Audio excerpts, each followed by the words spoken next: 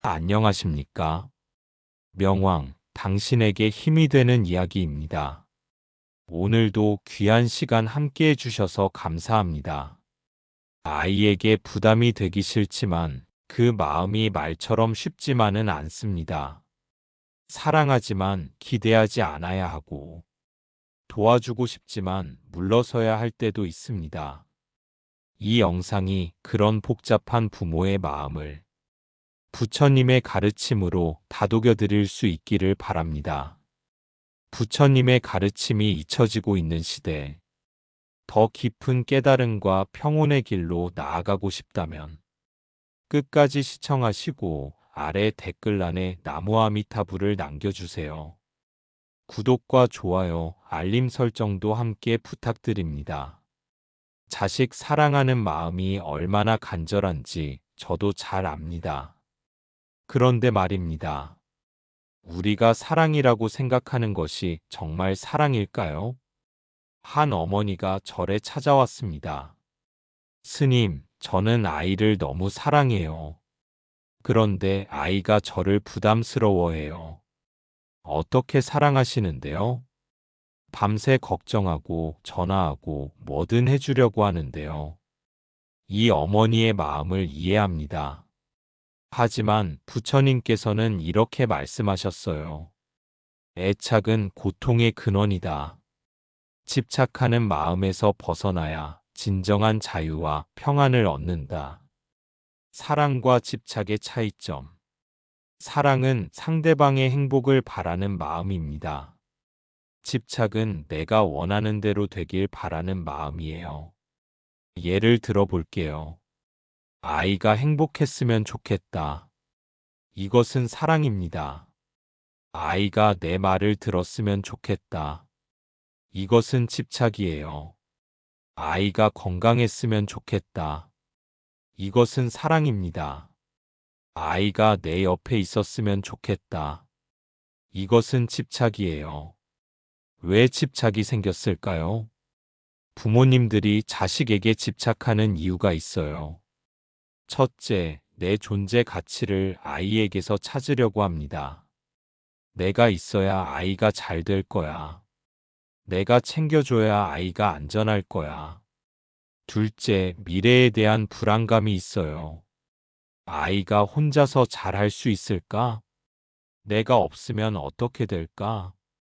셋째, 아이를 통해 내 욕망을 채우려고 해요.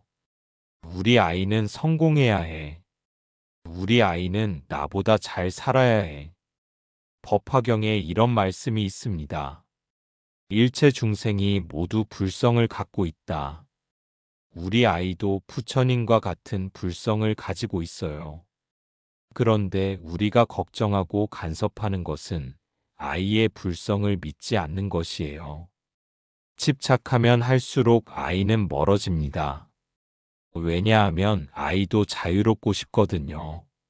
아이도 자기 인생을 살고 싶어 해요. 제가 만난 한 어머니 이야기를 들려드릴게요. 그분은 아들이 30이 넘었는데도 매일 전화를 했어요. 밥은 먹었니?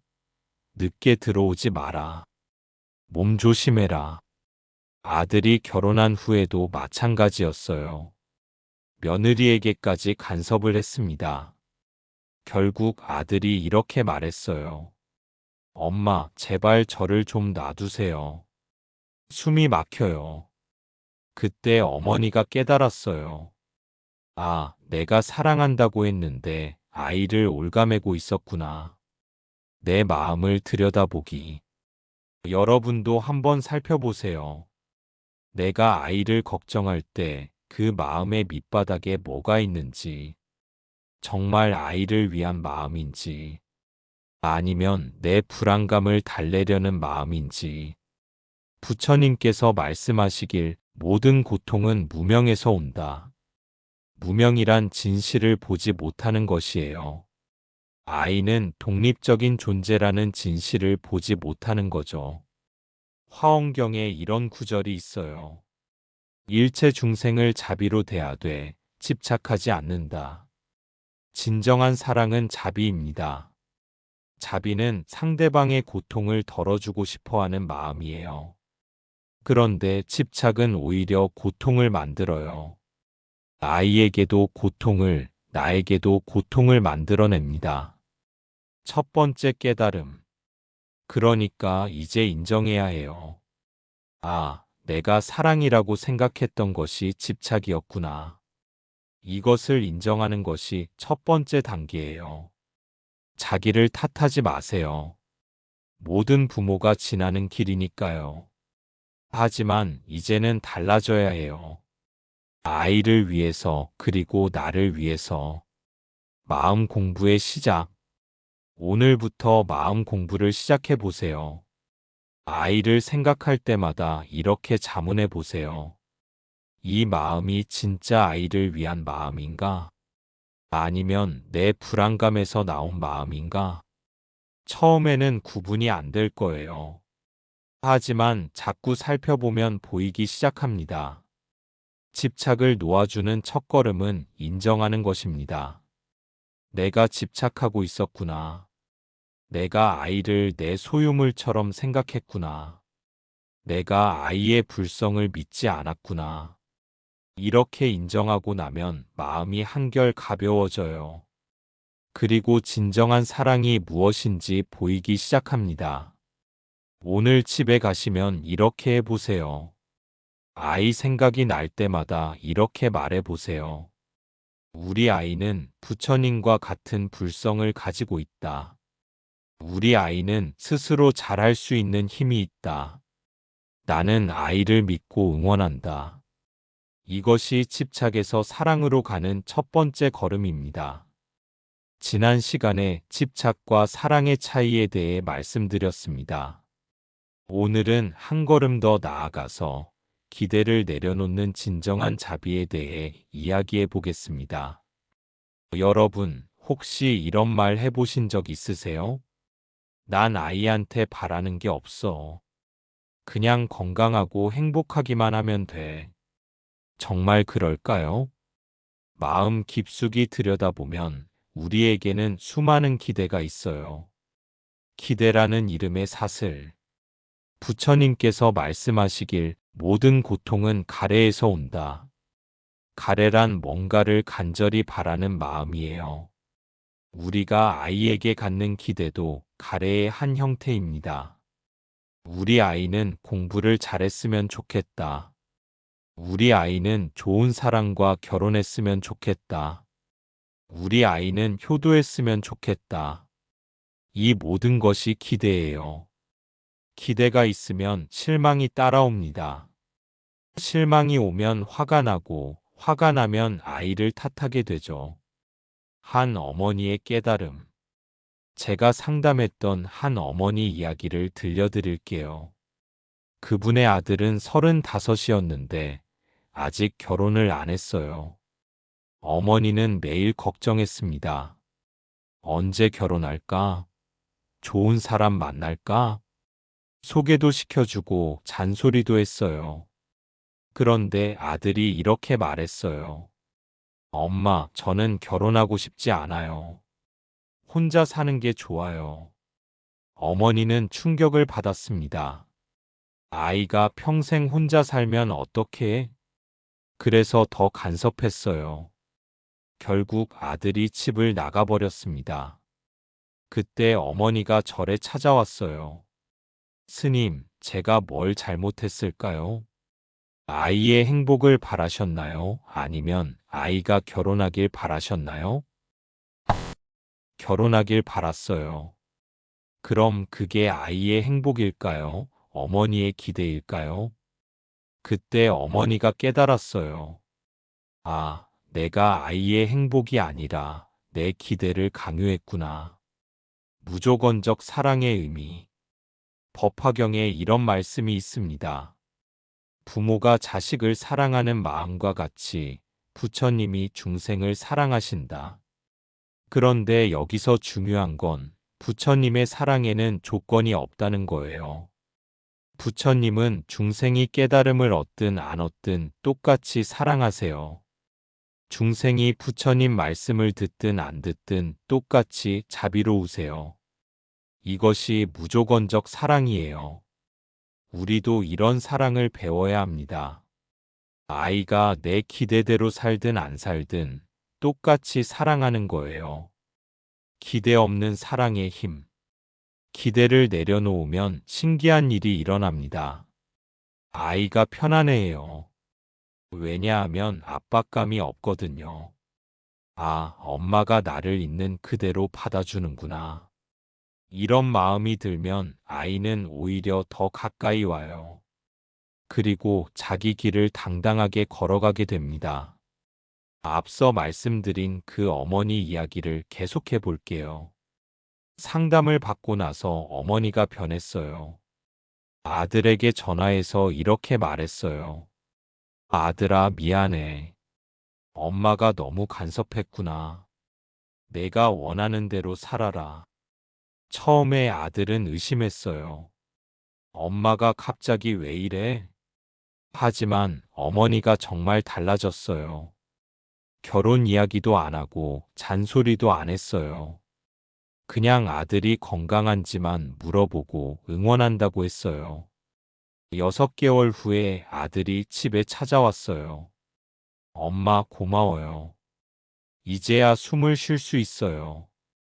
그리고 1년 후에 아들이 스스로 좋은 사람을 만나서 결혼했어요. 어머니가 기대를 내려놓으니까 아들이 자기 길을 찾은 거예요. 자비의 4가지 마음. 불교에서는 자비의 마음을 4가지로 나눕니다. 첫째, 기쁨을 주고 싶어 하는 마음. 둘째, 고통을 덜어주고 싶어 하는 마음. 셋째, 상대방의 행복을 함께 기뻐하는 마음. 넷째, 집착하지 않는 마음. 이 중에서 가장 어려운 게 사예요. 집착하지 않는 마음이죠. 아이가 잘 되면 기뻐하고 힘들면 위로해 주지만 아이의 인생에 집착하지 않는 거예요. 아이는 아이대로, 나는 나대로 살아가는 거죠. 어떻게 기대를 내려놓을까? 그럼 구체적으로 어떻게 기대를 내려놓을까요? 첫째, 아이가 독립적인 존재라는 걸 인정해야 해요. 아이는 내 소유물이 아니에요. 아이는 부처님께서 이 세상에 보내주신 독립적인 존재예요. 둘째, 아이의 업을 인정해야 해요. 아이에게도 아이만의 업이 있어요. 아이가 겪어야 할 경험들이 있고 배워야 할 것들이 있어요. 내가 대신 해줄 수 없어요.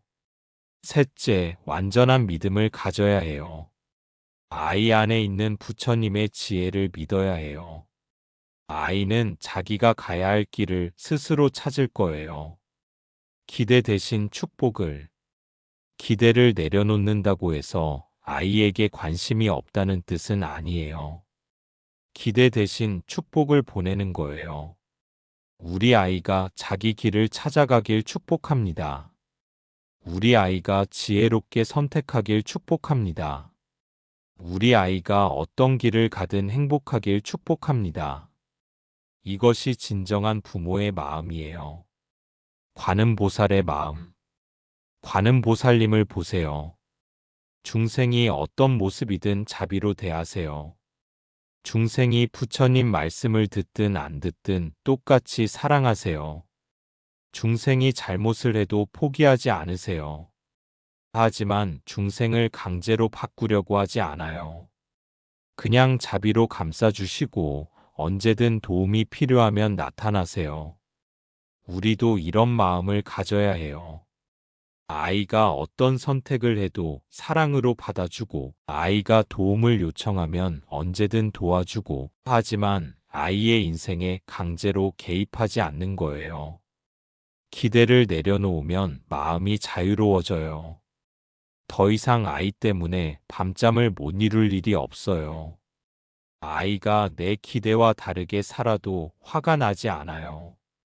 오히려 아이가 자기만의 길을 찾아가는 걸 보며 기뻐하게 돼요. 이것이 진정한 해탈이에요. 아이로부터의 해탈, 기대로부터의 해탈이죠. 오늘부터 이렇게 해보세요. 아이 생각이 날 때마다 이렇게 말해 보세요. 우리 아이는 부처님께서 보내주신 독립적인 존재입니다. 우리 아이에게는 아이만의 지혜가 있습니다. 나는 아이를 믿고 축복합니다. 그리고 아이에게 뭔가 바라는 마음이 들 때마다 이렇게 물어보세요. 이게 정말 아이를 위한 마음인가? 아니면 내 불안감에서 나온 기대인가? 처음에는 어려울 거예요. 하지만 자꾸 연습하면 기대 없는 사랑이 뭔지 알게 될 거예요. 오늘은 이렇게 다짐해 보세요. 나는 아이에게 어떤 기대도 하지 않겠다. 나는 아이가 어떤 길을 가든 축복하겠다. 나는 아이의 선택을 존중하겠다. 이것이 기대 없는 자비로운 사랑의 시작입니다. 여러분, 혹시 이런 기도해 보신 적 있으세요? 부처님, 우리 아이 시험 잘 보게 해주세요. 관음보살님, 우리 아이 좋은 사람 만나게 해주세요. 아미타불님, 우리 아이 취업 잘 되게 해주세요. 이런 기도들이 과연 올바른 기도일까요? 오늘은 진정한 기도와 발언에 대해 말씀드리겠습니다. 기도의 본래 의미. 부처님께서 말씀하시길 기도란 마음을 바르게 하는 것이다. 기도의 목적은 내가 원하는 걸 얻기 위함이 아니에요. 마음을 정화하고 지혜를 얻기 위함이에요. 그런데 우리는 종종 기도를 소원 빌기로 착각해요. 부처님, 이것 좀 해주세요. 저것 좀 해주세요. 이건 기도가 아니라 거래예요. 내가 절하고 공양하니까 부처님이 내 소원을 들어달라는 거죠. 잘못된 기도의 예. 제가 만난 한 어머니는 매일 새벽 예불을 했어요. 아들의 대학 입시 때문이었죠. 부처님, 제가 매일 108배를 할 테니까 우리 아이 명문대 보내주세요. 3개월 동안 빠지지 않고 했어요. 그런데 아들이 떨어졌어요. 어머니는 화가 났습니다. 내가 그렇게 정성을 다했는데 왜 떨어뜨리셨어요? 절에 와서 항의까지 했어요. 이분의 기도에는 무엇이 문제였을까요? 첫째, 조건부 기도였어요. 내가 이만큼 하니까 저만큼 해달라. 둘째, 아이의 업을 무시했어요. 아이에게도 아이만의 인연과 업이 있거든요. 셋째, 진정한 행복이 뭔지 모르고 있었어요. 명문대가 정말 아이의 행복일까요? 올바른 기도란? 그럼 어떻게 기도해야 할까요? 법화경에 이런 말씀이 있습니다. 모든 중생이 고통에서 벗어나 행복하기를 바란다. 이것이 진정한 발언이에요. 구체적인 것을 달라고 하는 게 아니라 궁극적인 행복을 바라는 거예요. 아이를 위한 올바른 기도는 이런 거예요. 부처님, 우리 아이가 지혜롭게 선택할 수 있도록 도와주세요. 우리 아이가 어떤 길을 가든 행복할 수 있도록 축복해 주세요. 우리 아이가 자기 업을 잘 소화할 수 있는 힘을 주세요. 이런 기도는 결과에 집착하지 않아요. 아이의 근본적인 행복을 바라는 거죠. 관음보살의 서원. 관음보살님의 서원을 보세요. 모든 중생이 고통에서 벗어날 때까지 나는 성불하지 않겠다. 관음보살님은 구체적으로 누구는 부자 되게 해달라, 누구는 시험 합격시켜달라 하지 않으세요. 모든 중생의 근본적인 고통이 사라지길 바라세요. 우리도 이런 마음으로 기도해야 해요. 아이가 근본적으로 행복하길 바라는 거예요. 나를 위한 기도. 그런데 사실 더 중요한 건 나를 위한 기도예요. 부처님, 제가 아이를 집착하지 않게 해주세요. 제가 아이의 인생에 간섭하지 않는 지혜를 주세요. 제가 아이를 있는 그대로 받아들이는 마음을 주세요. 이런 기도가 진짜 중요해요. 왜냐하면 내가 변해야 아이도 편안해지거든요. 한 어머니의 변화. 실제로 상담했던 어머니 이야기를 들려드릴게요. 그분은 딸의 결혼 문제로 고민이 많았어요. 딸이 32인데 연애도 안 하고 결혼 생각도 없다고 했거든요. 어머니는 매일 불당에서 기도했어요. 부처님, 우리 딸 좋은 사람 만나게 해주세요. 그런데 상황은 변하지 않았어요. 오히려 딸과 자꾸 다투게 됐어요.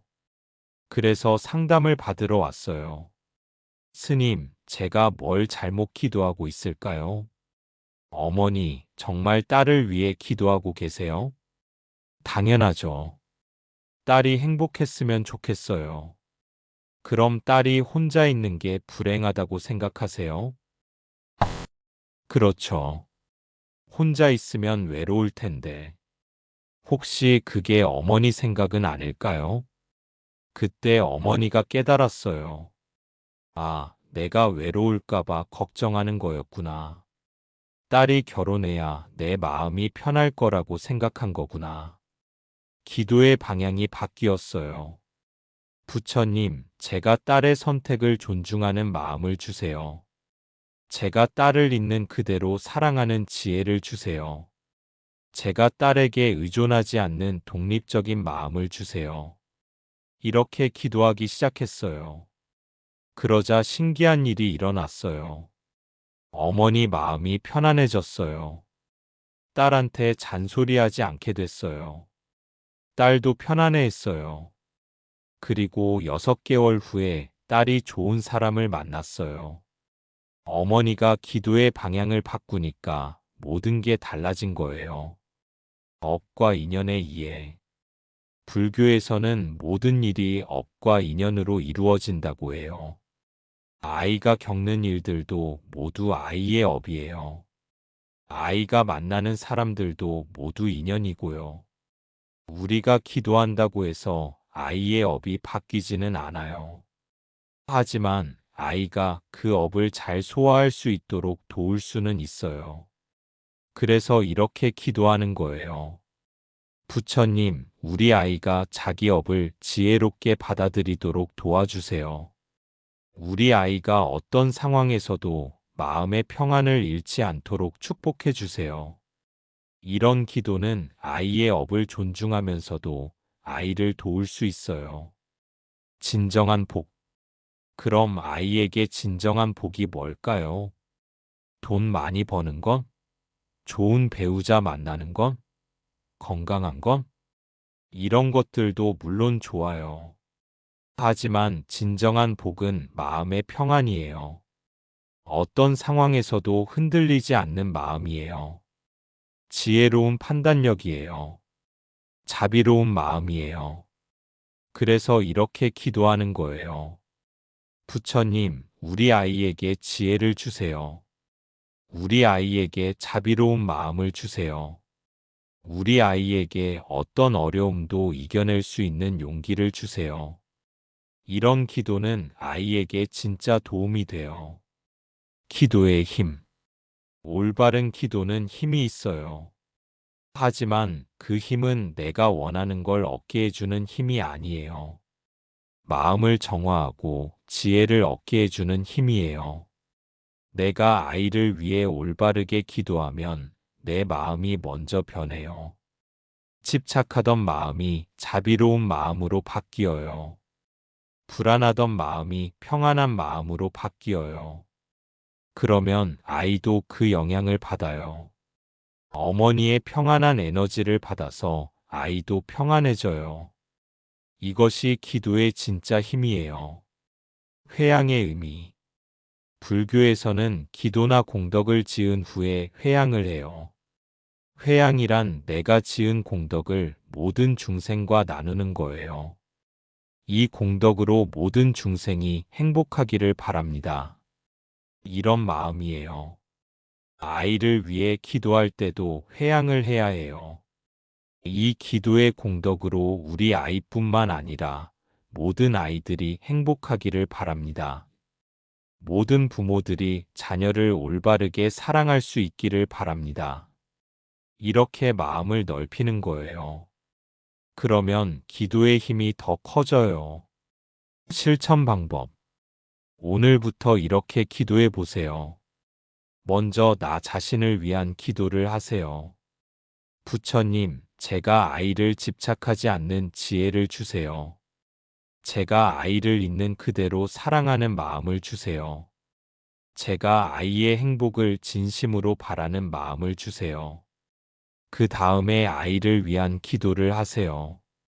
부처님, 우리 아이가 지혜롭게 살아갈 수 있도록 축복해 주세요. 우리 아이가 어떤 길을 가든 행복할 수 있도록 도와주세요. 우리 아이가 자비로운 마음을 가질 수 있도록 인도해 주세요. 마지막에 회향을 하세요. 이 기도의 공덕으로 모든 중생이 행복하기를 바랍니다. 기도의 열매. 이렇게 기도하면 어떤 일이 일어날까요? 먼저 여러분의 마음이 평안해질 거예요. 아이에 대한 걱정이 줄어들 거예요. 아이를 더 편안하게 대할 수 있을 거예요. 그러면 아이도 편안해져요. 그리고 아이가 정말 필요한 도움을 받을 거예요. 그게 여러분이 원하는 형태가 아닐 수도 있어요. 하지만 아이에게 진짜 필요한 도움일 거예요. 이것이 진정한 기도의 열매예요. 마음을 비우는 기도. 마지막으로 이런 기도도 해보세요. 부처님, 제 마음을 비워주세요. 제가 아이에게 품고 있는 모든 욕심을 비워주세요. 제가 아이를 통해 얻으려는 모든 것을 내려놓게 해주세요. 오직 아이의 행복만을 바라는 순수한 마음을 주세요. 이런 기도를 하면 마음이 정말 비워져요. 그리고 그 빈 마음에 진정한 사랑이 들어와요. 조건 없는 사랑, 기대 없는 사랑이 들어와요. 이것이 부모가 가져야 할 진정한 마음이에요. 오늘은 이렇게 발언해 보세요. 나는 아이를 위해 올바르게 기도하겠습니다. 나는 나 자신을 위해서도 기도하겠습니다. 나는 기도를 통해 더 지혜로운 부모가 되겠습니다. 이것이 진정한 기도의 시작입니다. 부모의 사랑이 자식에게 짐이 되지 않기를 바라는 그 마음, 그 자체가 이미 수행입니다. 도와주고 싶은 마음도, 기대하지 않으려는 다짐도 모두 자비로운 마음 안에서 피어난 꽃입니다.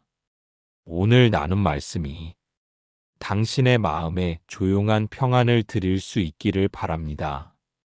삶이 고되고 지칠 때마다 명왕, 당신에게 힘이 되는 이야기와 함께하세요. 구독과 좋아요로 함께해 주시고 댓글에 나무아미타불을 남겨주세요. 언제나 평안하시고 건강하시길 기원합니다. 감사합니다.